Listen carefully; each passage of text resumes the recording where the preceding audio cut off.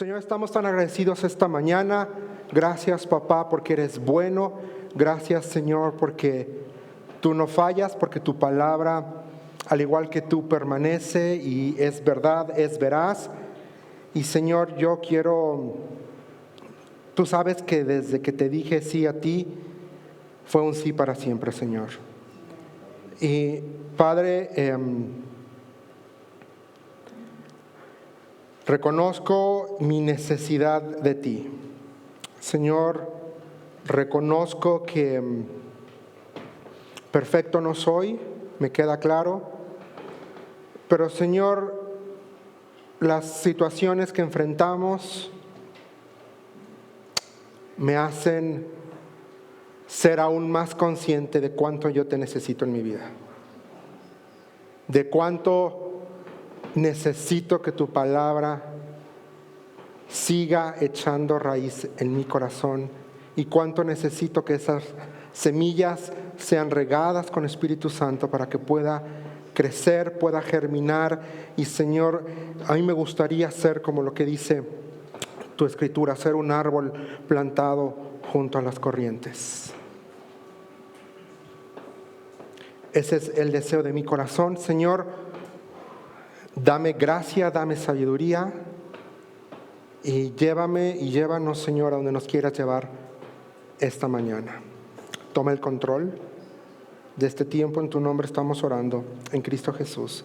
Amén y amén. Y me animaba mucho en estos días también, mis hermanos, el hecho de que Dios está haciendo algo en la IBJ. Dios está haciendo algo en nosotros, con nosotros y a través de nosotros. Y algo que a mí me animaba es que en estos días tuve la oportunidad de hablar con el pastor y ustedes van a decir qué curioso, pero no es curioso, es Espíritu Santo. Porque lo que estaba en su corazón es lo mismo que estaba en mi corazón, que el Señor venía trabajando para lo que vamos a estar viendo y estudiando en las siguientes semanas. Y eso era confirmación de parte del Señor de que estamos haciendo las cosas no bajo la cosmovisión de un hombre, sino bajo la guianza, la instrucción de Dios, de que estamos siendo sensibles a la voz de Dios. Y por los siguientes meses vamos a estar estudiando el libro de Santiago. Y el propósito del autor de Santiago era corregir el error de que la vida cristiana solamente se limita a una esfera espiritual, de que la vida cristiana solamente es: voy el domingo y párale de contar, y si tengo tiempo voy el miércoles, y si siento cómo, voy el primer jueves de cada mes a la oración, y párale de contar. Y si no se me pegaron las sábanas, pues llego el jueves a las 6:30 de la mañana. Sino el autor de Santiago nos quiere decir que la evidencia del nuevo nacimiento es un cambio completo y radical en nuestras vidas. Que la vida cristiana no es ni una filosofía, no es una religión, no es un estilo de vida, es una relación con Dios que tiene implicaciones eternas con evidencias en el aquí y en el ahora. Si tú y yo hemos creído en Cristo Jesús y hemos nacido de nuevo, no podemos ser iguales. Nuestras vidas tienen que ser diferentes. La gente tiene que ver esa diferencia. Y el reto, mis hermanos, lo que está en nuestro corazón es poderles retar a ustedes y a mí y cada persona que va a estar aquí en las siguientes semanas abriendo la Escritura. El reto es que tanto nosotros como ustedes podamos cambiar nuestra forma de pensar, de vivir, de actuar, de tomar decisiones, porque entendemos que el cristianismo no es una filosofía, no es una religión, es una realidad práctica. El hecho que Espíritu Santo habita en ti no es un conocimiento meramente teológico, según Efesios, que sí es una verdad. Habita en ti y habita en mí. El mismo poder que levantó a Cristo entre los muertos habita en ti y habita en mí por la fe en Jesucristo. Y ese es el mismo poder el que nos capacita todos los días para levantarnos y vivir vidas dignas, vidas que le den honra y gloria a Él, vidas cuyas decisiones griten a los cuatro vientos que ya no somos nuestros, que le pertenecemos a Él. Ahora, ¿quién es Santiago? Santiago es el medio hermano de nuestro Señor Jesucristo. Es el que escribe esta carta. Y va a estar ambientada más o menos, los estudiosos creen que se escribió por ahí entre el 49 y el 50 después de Cristo. Fue que se escribió. Y esta mañana, si el Señor me lo permite, quiero compartir con ustedes 4 cosas que Dios a mí me habló y me dijo: Juan, primera cosa es un recordatorio para ti. Eres esclavo. Un propósito que quiero lograr contigo, Juan Marcos, es que tengas integridad en toda situación. Tercer cosa que va a evidenciar que yo estoy en tu vida es que vas a caminar con sabiduría. La cuarta cosa es que el resultado de caminar conmigo, de tener sabiduría, es que vas a serme fiel, Juan Marcos. Entonces esta mañana quiero hablarte de estas 4 cosas. Quiero hablarte de un recordatorio, quiero hablarte de un propósito, quiero hablarte de una evidencia y quiero hablarte de un resultado. Vamos a leer los primeros 8 versículos del libro de Santiago. Dice Santiago 1:1, yo leo de la Nueva Traducción Viviente. Dice: yo, Santiago, esclavo de Dios y del Señor Jesucristo, escribo esta carta a las 12 tribus, los creyentes judíos que están dispersos por el mundo, reciban mis saludos. Vamos a parar ahí porque ahí es el primer recordatorio que el Señor me hablaba. Soy esclavo. Y aquí quizá tu versión va a decir soy siervo. Si estás leyendo Reina Valera 60 va a decir siervo. Bueno, la palabra en griego aquí no es siervo, la palabra aquí en griego es la palabra doulos. Y doulos significa literalmente esclavo. Y significa una persona que es propiedad legal de otra persona, cuyo sustento y propósito, esto es importante, cuyo sustento y propósito fueron determinados por su amo. Eso es lo que significa la palabra esclavo, eso es lo que significa la palabra doulos, en griego, que aparece aquí en Santiago 1:1. Y un esclavo es alguien que ya no tiene derechos sobre sí. No tiene derechos, debe mostrar su completa obediencia y su completa lealtad a su amo.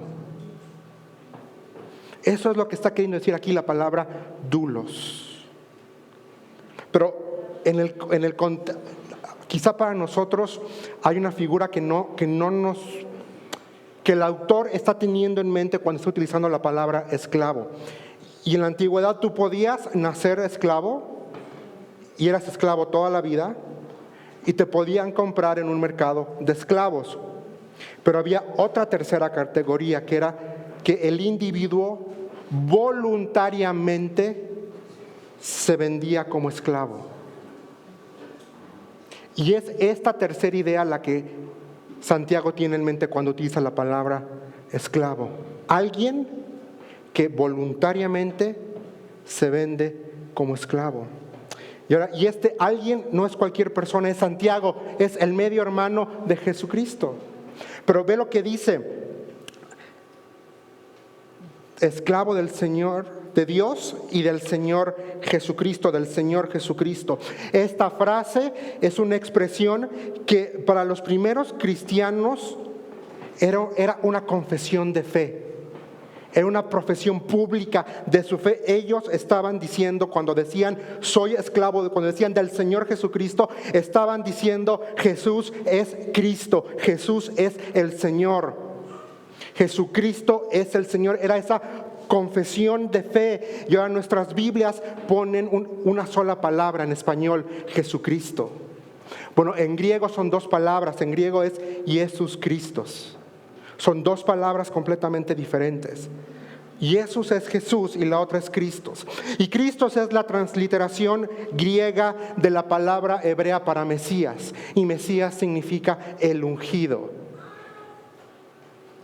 Entonces, aquí en la primera frase del libro de Santiago estamos viendo que está cargado de un peso teológico impresionante, porque nos está diciendo Santiago que Jesucristo es el Mesías prometido de Israel y es al Señor a quien se le debe todo servicio. Dos cosas cargadas de teología en este primer versículo. Jesucristo es el Señor, es el Mesías, es el ungido. Y la segunda es que tú y yo tenemos que serle esclavos, que ya no nos pertenecemos. Es lo que están queriendo decir esta frase. Ya no me pertenezco a mí, le pertenezco a Él. Cuando los creyentes de trasfondo judío confesaban que Jesucristo era el Señor, como lo está diciendo Santiago, estaban expresando su fe en Él como el representante de Dios, como el ungido de Dios, como aquel que tiene autoridad completa, plena y perfecta sobre sus vidas. Y la palabra Señor aquí en griego es kurios. Y esta palabra es Señor y es un título impresionante de respeto y de autoridad. Entonces, cuando ellos decían al Señor, o cuando le llamaban a Él Señor, le estaban dando todo el honor y toda la autoridad que Dios se merece, que Dios Padre se merece, se le estaban dándole a el Hijo, a Jesús. Y esta idea de esclavo en la mentalidad y en la cosmovisión judía de los que estaban escuchando esto era un privilegio. Les voy a decir por qué. Quizá tú y yo hoy escuchamos la palabra esclavo y tiene una connotación negativa y pensamos que, ay, no, pero si hace cuántos años se abolió y tenemos esta connotación. Pero la palabra esclavo o la frase esclavo del Señor se utiliza en la Escritura para hablar acerca de Israel. ¿Qué dice Isaías 43:10? Vamos a nuestra Biblia rápidamente. Isaías 43:10 dice, 43:10 dice,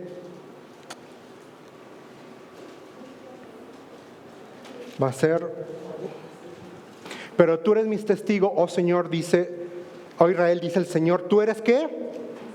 Mi siervo. Tú eres mi siervo, dice.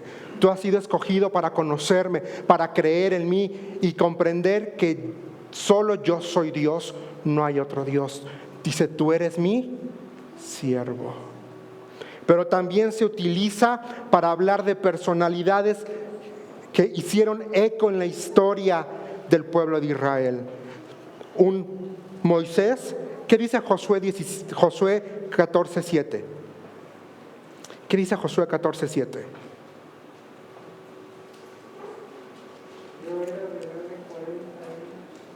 Entonces, también se va a usar para David. ¿Qué dice el Salmo 89:3?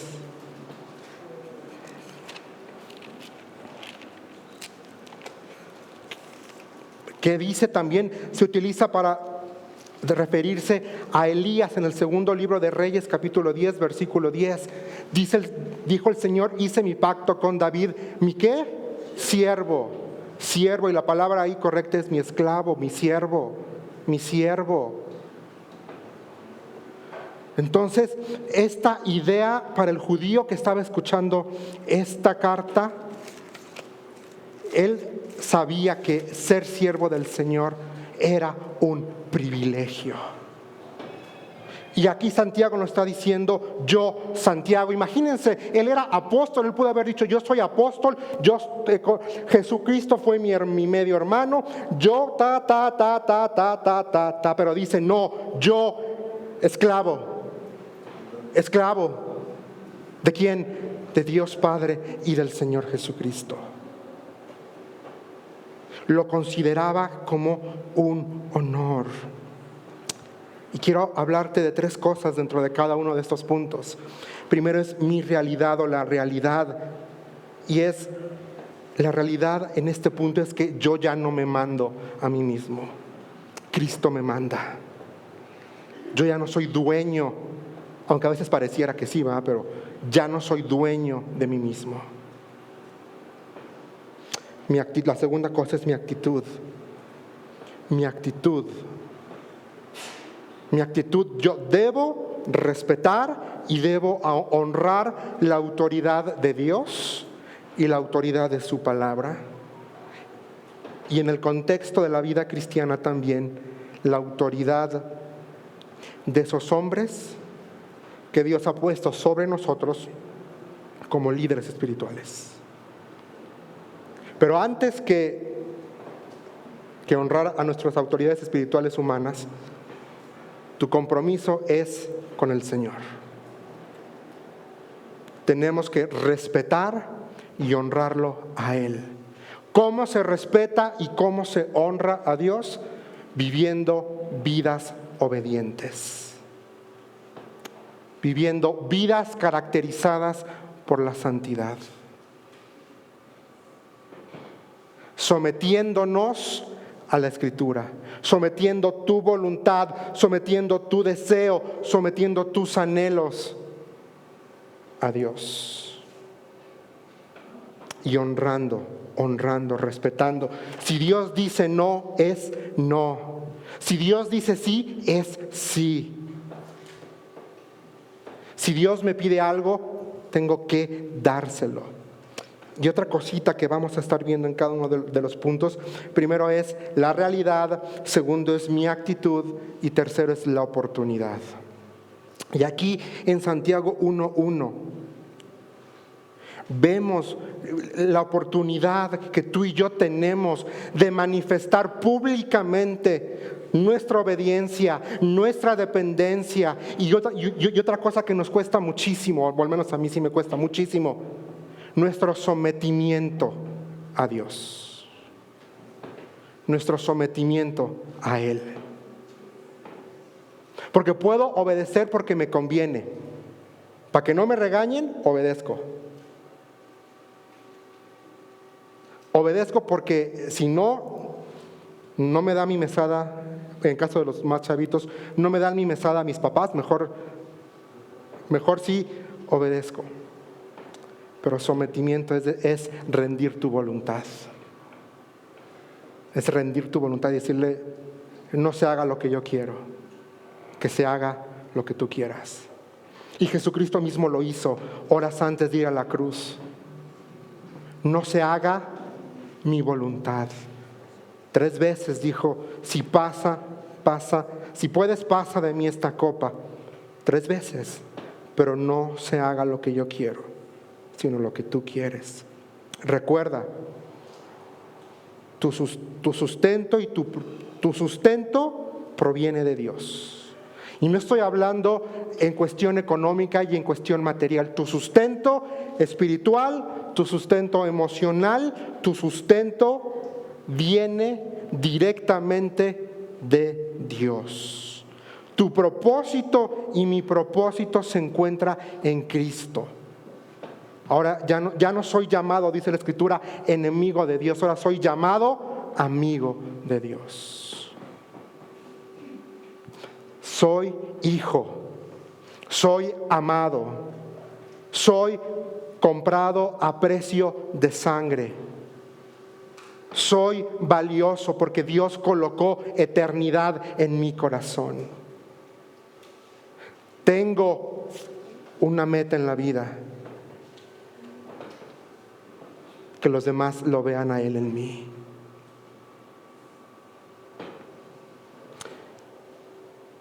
Y porque Él me amó a mí primero, yo estoy obligado, mis hermanos, a 3 cosas. Estoy obligado a 3 cosas. Estoy obligado, número 1, a someterme a su autoridad. No lo que yo quiero, no lo que yo digo, no lo que yo pienso, sino lo que Dios ya dijo en su palabra. Estoy obligado a honrar la palabra de Dios. ¿Cómo? Obedeciéndola. ¿Cómo? Poniéndola primero. ¿Cómo? Tratándola como lo que es. No es un adorno para la sala, no es para cuadrar la cama, no es para que esté ahí exhibiéndose una Biblia más de mi colección de Biblias.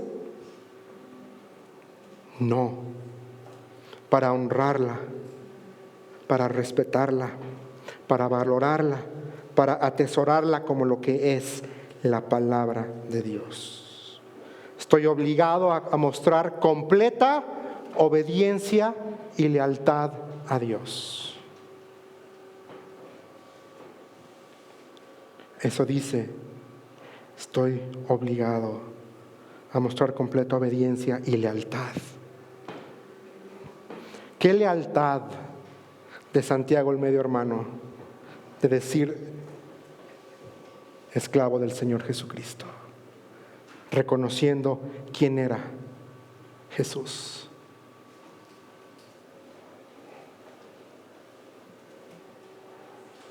Y eso que Él lo vio, y eso que Él caminó con Él, y eso que Él habló con Él. Y yo no. Y yo pensaba en esta semana, si al Señor ser posesión tuya es una gracia y es un privilegio que yo no merezco. Que se me diga que soy tuyo no lo merezco, pero gracias porque lo soy. Segunda cosa, esta mañana, un propósito. ¿Cuál es ese propósito? Que tengamos integridad en toda situación. Ve lo que dice del versículo 2 al versículo 4 de Santiago. Dice, amados hermanos, cuando tengan que enfrentar problemas, considérenlo como un tiempo para alegrarse mucho.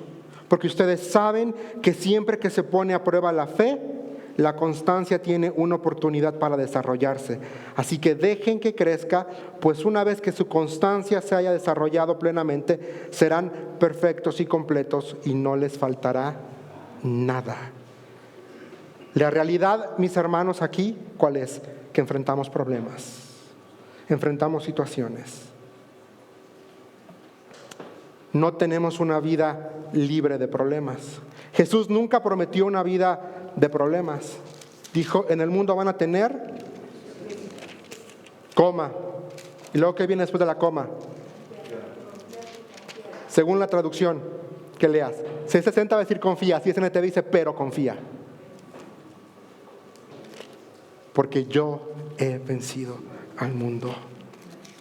¿Qué dice Primera de Pedro 4, versículos 12 al 16? Vamos rápido. Dice, queridos amigos, no se sorprendan de las pruebas de fuego por las que están atravesando, como si algo extraño les sucediera. En cambio, alégrense mucho. Dice, alégrense mucho, porque estas pruebas los hacen ser partícipes con Cristo de su sufrimiento, para que tengan otra vez dice, la inmensa alegría de ver su gloria cuando sea revelado a todo el mundo. Y otra vez dice versículo 14, así que alégrense cuando los insulten por ser cristianos, porque el glorioso Espíritu de Dios, dice aquí hermoso, reposa sobre ustedes. Alégrense.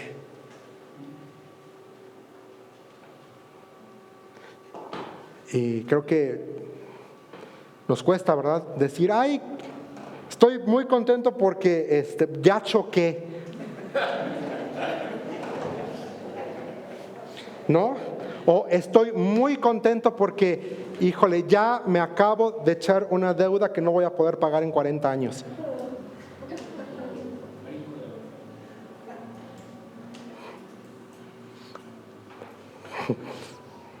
Pero ¿qué dice aquí? La realidad es que vamos a enfrentar problemas. Pero dice, considérenlo un tiempo para alegrarse. ¿Por qué? ¿Por qué? Porque nuestra fe se pone a prueba ante la dificultad. El resultado de enfrentar problemas si estamos en una relación correcta con Dios es que vamos a tener paciencia, dice NBI y NBLA. Vamos a poder llevar la situación con paciencia.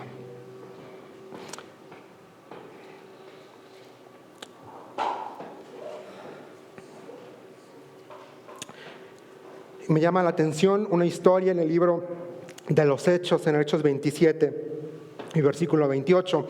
Está hablando acerca del apóstol Pablo, el gran misionero, el gran fundador de iglesias, el que le dio forma en gran parte a nuestra teología. Pues bueno, lo suben preso a un barco y ¿qué creen? El barco naufraga, caen a tierra, están náufragos, mojados. Dice ahí en el capítulo 28 que están en la fogata y y encima de eso sale una serpiente y le muerde. Dice que se la sacude, pero me llama la atención una frase que está ahí, que dice que la gente que estaba ahí viendo la situación se cansaron de esperar a ver en qué momento se moría. A lo que voy es que se canse el enemigo y no te canses tú. Amén.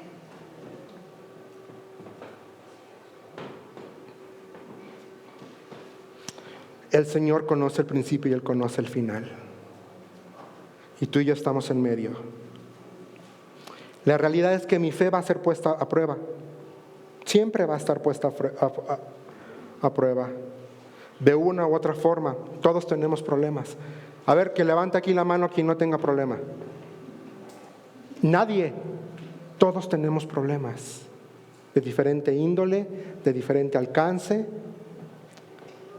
Pero aquí dice la palabra que nuestra prueba produce constancia.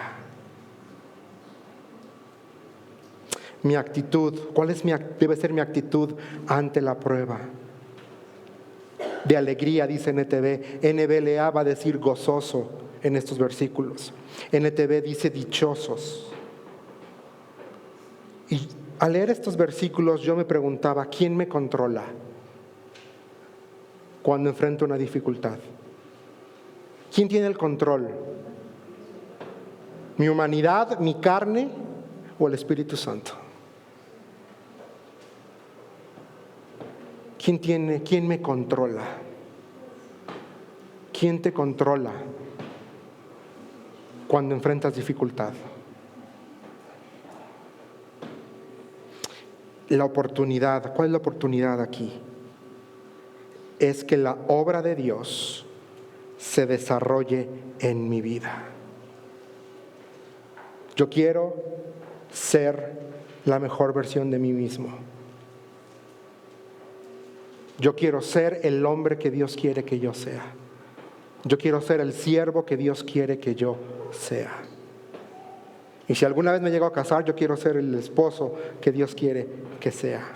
Y si alguna vez llego a tener hijos, yo quiero llegar a ser el padre que Dios quiere que yo sea.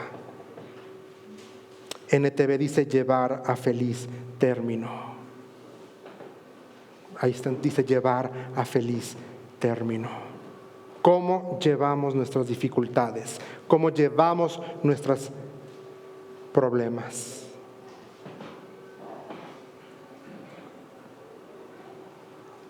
Filipenses 1:16 que dice, es un proceso, mis hermanos, es un proceso.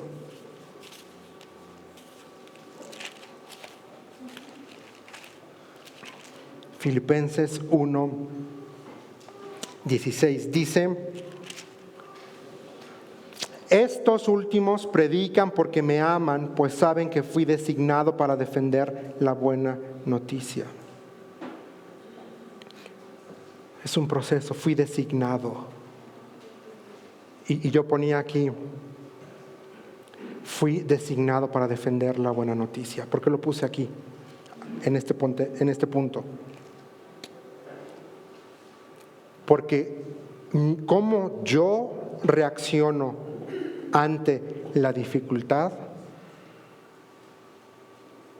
puede alejar o acercar a alguien al Evangelio. Como yo reacciono ante la dificultad o ante los problemas, evidencia si le creo o no le creo a Dios. Y vamos a ir para allá. Tengo dos opciones, mis hermanos. O reniego y me amargo, o me someto y crezco. O me reniego y me amargo, o me someto y crezco.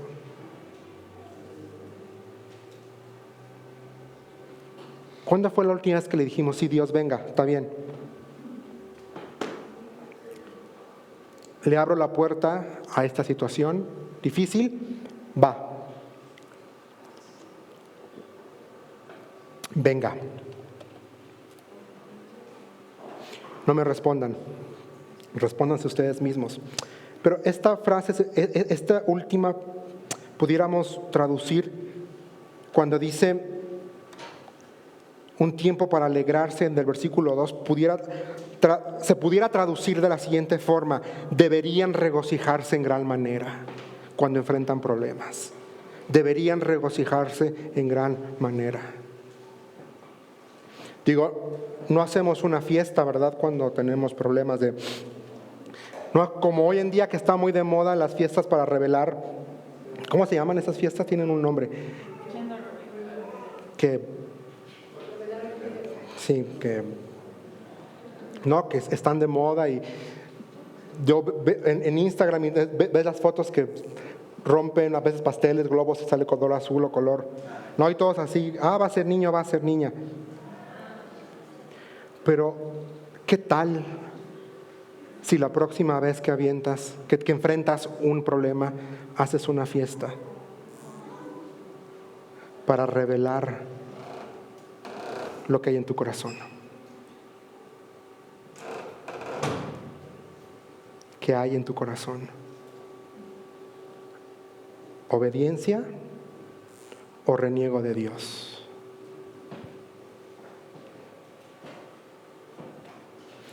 Es un propósito, un proceso con propósito. Así me gusta verlo. ¿Cuál es ese propósito? Que yo sea más como Cristo. El cómo reacciono revela lo que soy. El cómo reacciono ante el problema y ante la dificultad revela lo que hay en mi corazón. No hablo por ti, hablo por mí.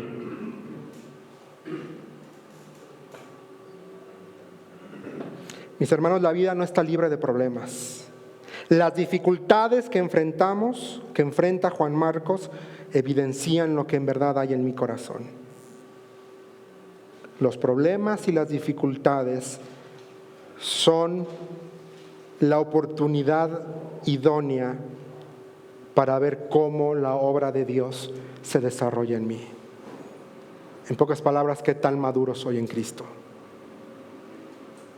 Qué tanto Él tiene control de mi vida. Porque le decimos, sí, yo creo en ti, yo me rindo a ti.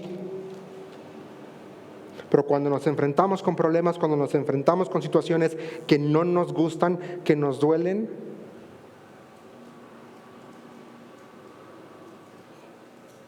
sale la bestia, ¿verdad?, que llevamos dentro. Y qué triste que salga la bestia cuando tendría que salir Espíritu Santo. Porque el fruto del Espíritu Santo es gozo, amor, paz, paciencia, benignidad, bondad, templanza, mansedumbre. Y las últimas dos, mejor ni hablamos, ¿verdad? Mejor ni hablemos de templanza y mansedumbre.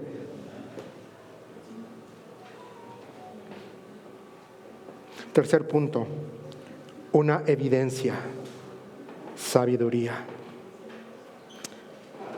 dice el 1:5. Si necesitan sabiduría, pídansela a nuestro generoso Dios y Él se la dará, no lo reprenderá por pedirla.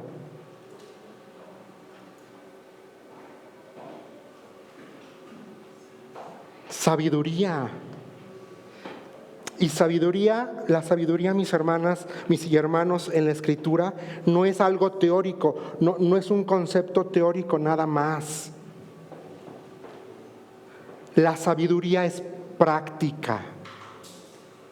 La Biblia va a traducir, al menos en el Antiguo Testamento, la palabra para sabiduría como entendimiento, como percepción y como prudencia. No sé cuál de estas tres tú carezcas, o si eres como yo, careces de las tres.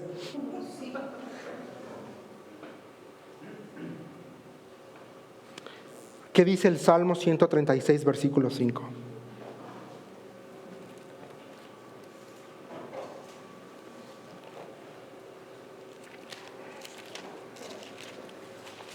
Dice: den gracias al que hizo los cielos con tanta habilidad, su fiel amor perdura para siempre. Ahí está,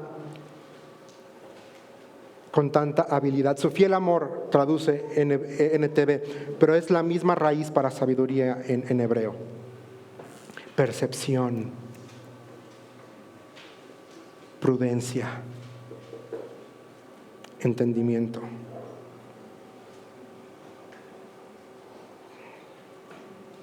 Sabiduría, mis hermanos, es el arte de tener, antes de que lo diga, no me vayan a crucificar ni a matar por cómo está construida mi frase.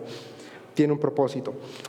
Es el arte de tener éxito y de formar el plan correcto para la vida. Ahí viene el complemento. Partiendo de la fuente de todo, Dios. Es el arte de tener éxito en la vida si pongo a Dios primero. Busca primeramente el reino de Dios y su justicia, dice, y todo lo demás te será añadido. Mira que te mando que te esfuerces y seas valiente. No se aparte de ti este libro de la ley, sino que de día y de noche meditarás en él, porque entonces harás prosperar tu camino y todo te saldrá bien. Y formar el plan correcto partiendo de la fuente que es Dios.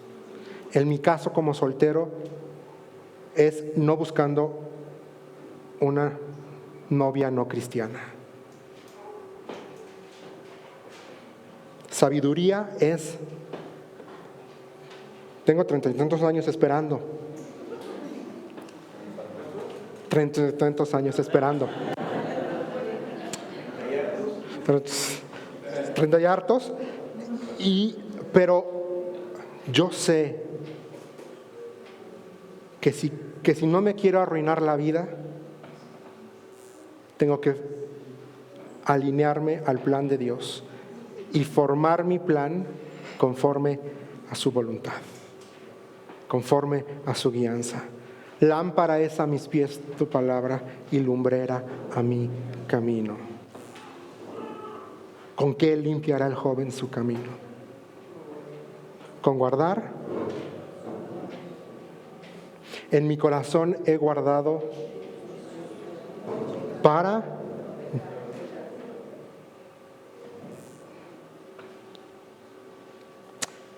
el asiento o donde reside la sabiduría es en tu corazón y es en mi corazón. ¿Por qué? Porque el corazón es el centro de las decisiones morales.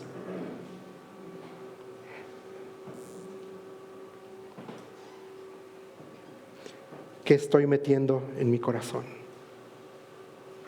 Van a ver, vamos al primer libro de Reyes, capítulo 3, versículo 9. Es Salomón y Dios tienen esta conversación. Salomón está por ser, ya fue ungido, va a ser el rey. Dios le dice: órale, pídeme lo que quieras y te lo voy a dar. Primer libro de Reyes, capítulo 3, versículo 9. 3:9 dice: dame un corazón comprensivo para que pueda gobernar bien a tu pueblo y sepa la diferencia entre el bien y el mal. Pues ¿quién puede gobernar por su propia cuenta a este gran pueblo tuyo? Y yo decía, ¿quién puede gobernar por su propia cuenta a este gran pueblo que se llama las emociones de Juan Marcos, que se llaman los pensamientos de Juan Marcos, que se llaman los deseos de Juan Marcos, que se llaman las actitudes de Juan Marcos? ¿Quién puede gobernar por su propia cuenta? Yo no puedo gobernarlas. Yo necesito tener un corazón de sabiduría para que pueda gobernar bien mi vida.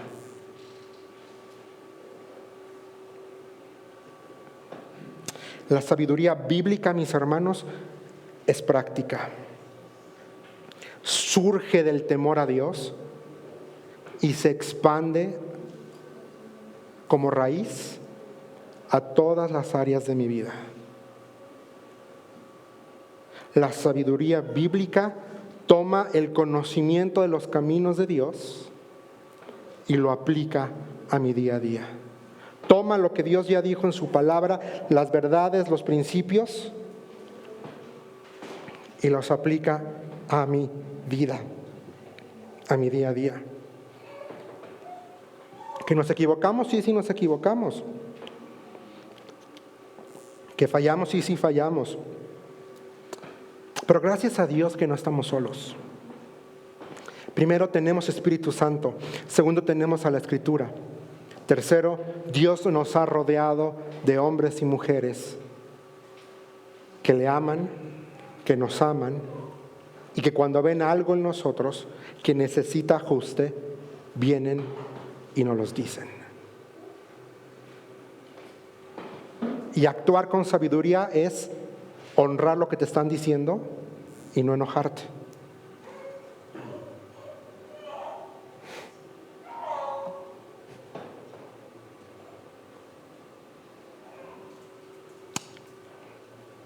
No es personal.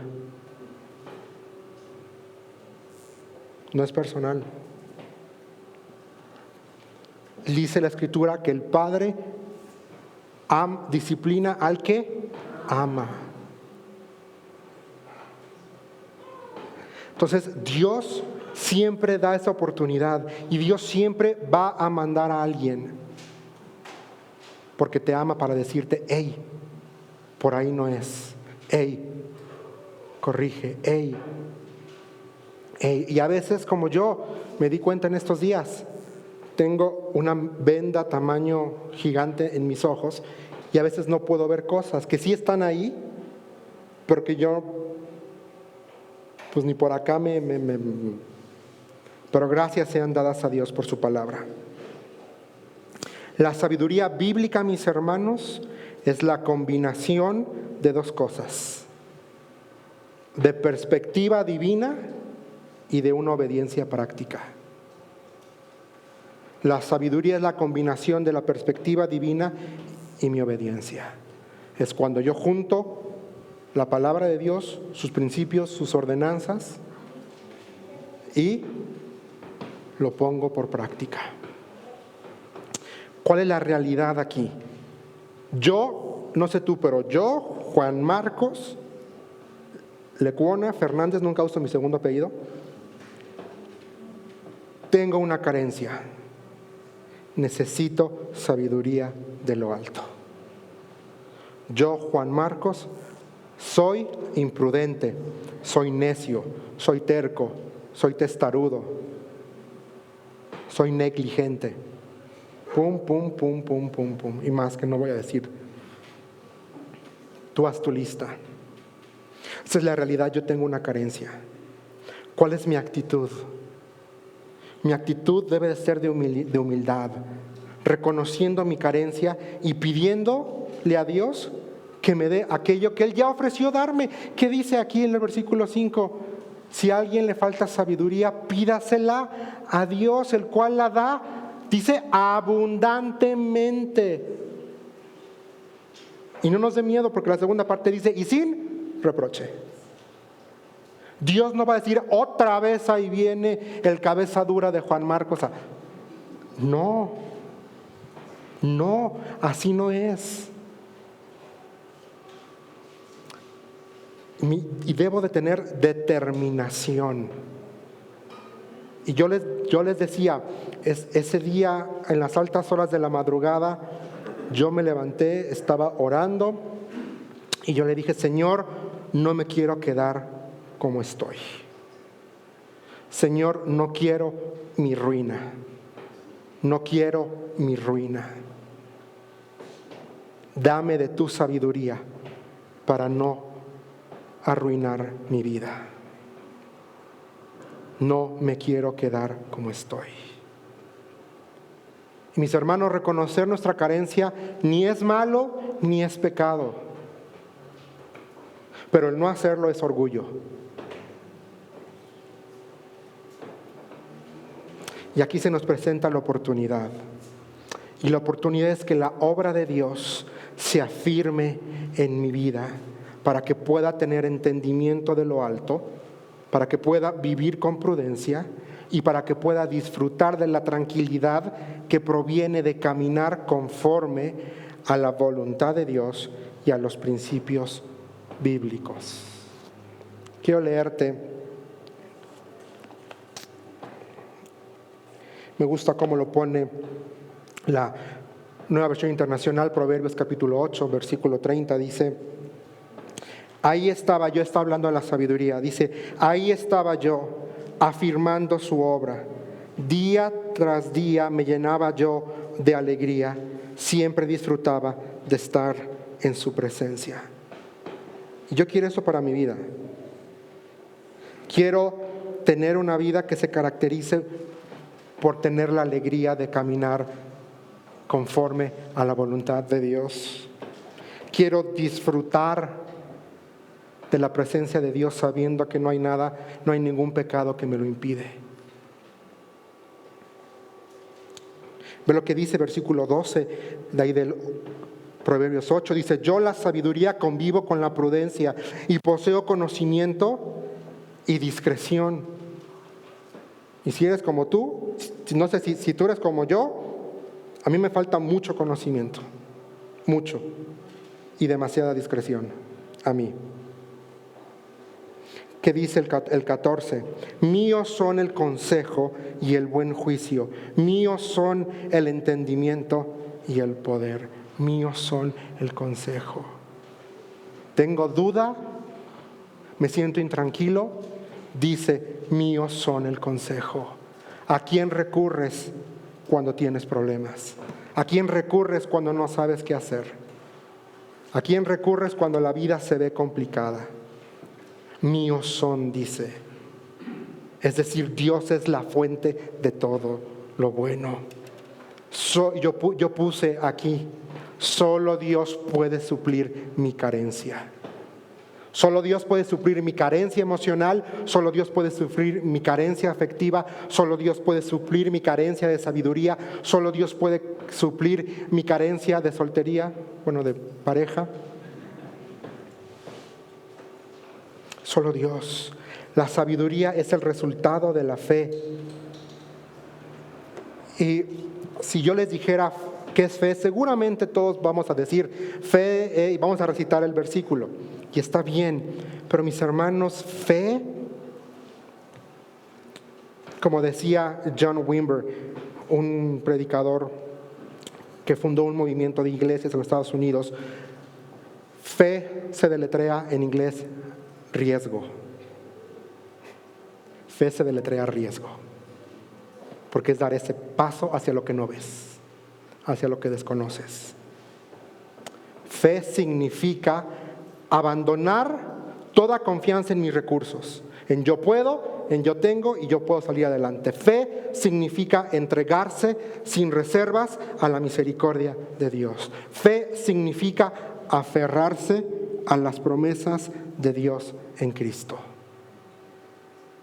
confiando completamente en la obra perfecta que Él ya hizo en la cruz del Calvario y en el poder del Espíritu Santo que habita en mí, que habita en ti, para que todos los días podamos vivir tomando buenas decisiones. cuarta cosa, y es súper rápido, dice un resultado, fidelidad. Ve lo que dice versículos 6 al 8. Dice de Santiago: cuando se la pidan, asegúrense de que su fe sea solamente en Dios. Y no duden, dice, porque una persona que duda, dice, que fuerte, dice, tiene la lealtad dividida. Y es tan inestable como una ola del mar, que el viento arrastra y empuja de un lado a otro.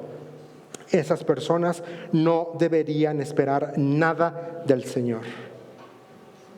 Su lealtad está dividida entre Dios y el mundo y son inestables en todo lo que hace, dice versículo 8. ¿Cuál es la realidad aquí? ¿Cuál es mi realidad? Juan Marcos es inestable porque tiende a sospechar de la voz de Dios. Juan Marcos es inestable porque tiende a sospechar de la voluntad de Dios. Juan Marcos es inestable porque tiende a sospechar de la palabra de Dios. Porque Juan Marcos tiende a confiar en su experiencia, en sus contactos, en lo que puede lograr hacer. Y tristemente, no sé tú, pero al menos yo dudo de Dios más de lo que realmente confío en Él.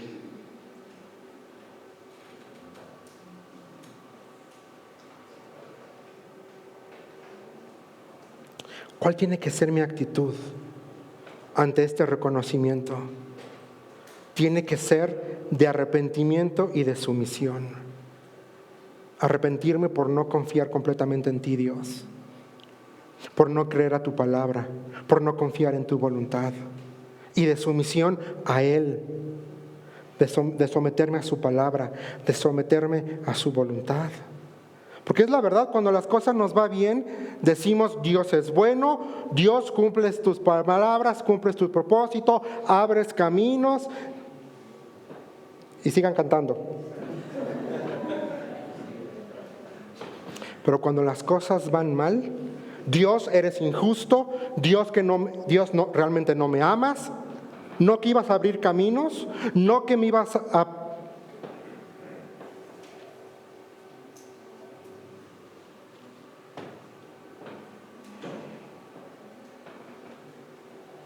Cuando las cosas van mal, tendríamos que doblar rodilla y decir: Señor, gracias por esta situación. No entiendo lo que estoy atravesando, me duele y me lastima, pero tu propósito es más grande que esta situación. ¿Qué me quieres enseñar? ¿Qué quieres que yo deje? ¿Qué quieres que yo abandone? ¿Qué quieres que yo ponga en el altar? ¿Qué aspecto de tu persona y de tu carácter quieres que yo vea en esta situación? Y yo me preguntaba, ¿cómo me puede Dios dar algo para cuidar cuando desconfío de Él? ¿Cómo me puede Dios dar algo para que, si no le creo? Y aquí viene la oportunidad. La oportunidad es que tengo el día de hoy, y tú tienes el día de hoy, la hermosa oportunidad de permitir que la sabiduría que viene de lo alto haga un impacto en tu vida y te haga ser constante en tu fe, constante en tu dependencia en Dios, a pesar de la situación que estés enfrentando. Santiago 1:1 dice a las 12 tribus que están dispersas.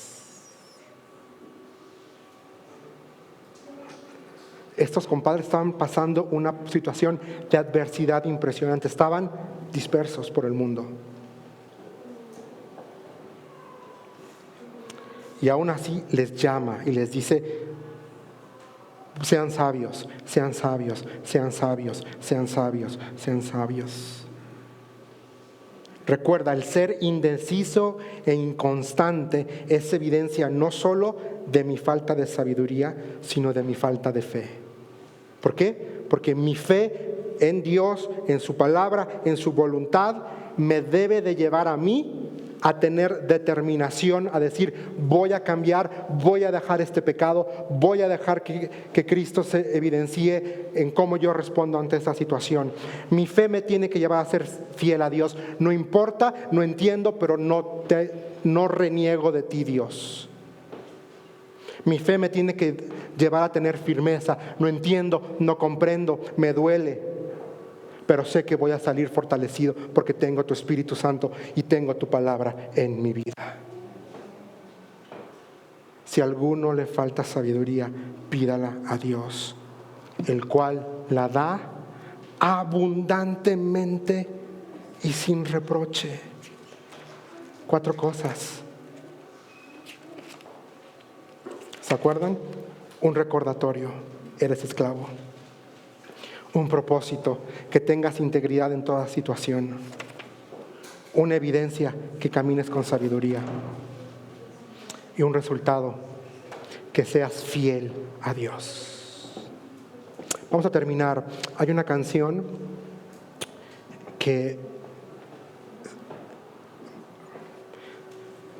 la escuché el lunes, me deshizo, me destrozó. Lloré, lloré, lloré, lloré, lloré. Después pasó la situación que les comenté, la volví a poner en la noche y como Magdaleno berré y berré y berré y berré. Y venía manejando acá el día de hoy, escuchando esa canción. Porque esa canción es una oración que dice: fórmanos, fórmanos.